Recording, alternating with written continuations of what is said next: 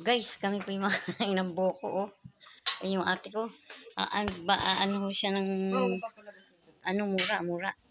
Dali, anak. Ikaw na mauna. Oh, ayun ang mga baso namin, oh. Kami mag-iinom ng boko. Wala kami pandaw, kaya boko na lang. Wala nang salad. Yan, sabaw. At maganda yung sabaw sa katawan. Pure health. Ano yung mga hindi maano?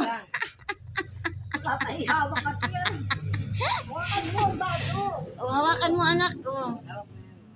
Oh, yan. Tapos pag ate, isa-isa. Ay, mapupuno. Yan.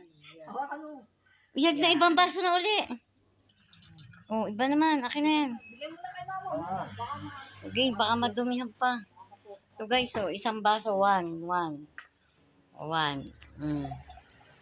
Yan po ang aming merienda today. Maganda po itong sabaw ng mura sa kalusugan.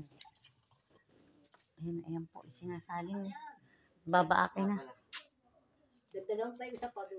May isa pa. Aman nito dyan. Ano ba dyan? Ito. Mataba? Ayos na po yan kahit matabang. Kasi po, yan po ay mahal sa Lucena. Ang isang ganyang buko po ay 25 pesos. O dito ho ay, pag may tanim ka, meron ka ng buko. Yan po kami po iinom nito at iwas pong UTI.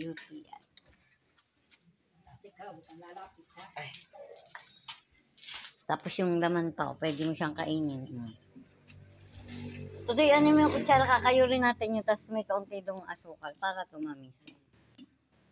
Guys, yan ang aming merienda for today is buko.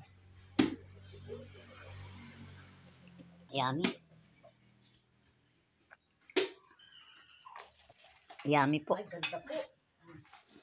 Wow! Pansalad. Akin na anak, din na. Para hindi madumi. Dito ka na. Wow, ang ganda po ng laman niya. Hindi po siya matigas. Isa pa ate. Isa pa ba? Bibigyan mo naman si kuya ng teka-tagray. Kasi itong asang to, grabe na pa. Sorry dun sa iba. Ayan po guys, ang aming buko. Lalagyan po namin ng konting sugar.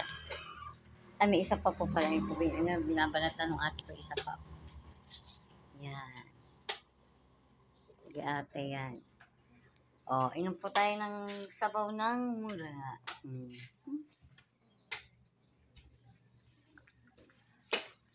Harap.